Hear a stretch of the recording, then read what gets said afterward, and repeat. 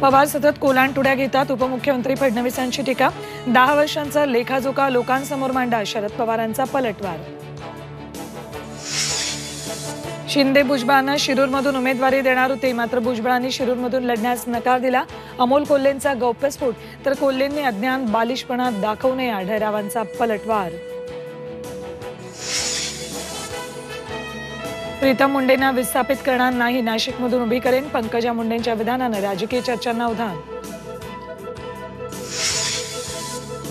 दौंडच्या केडगावात आज महायुतीचा मेळावा. अनेक वर्षांनंतर अजित पवार आणि राहुल कुल एकाच मंचावर येणार.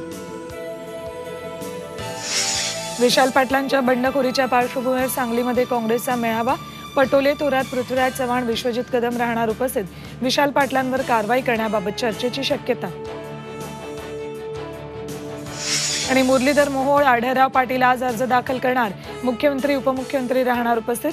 रक्षा खडसे, स्मिता वाघ, भुमरे, गोवाल पाडवींचाही आज अर्ज.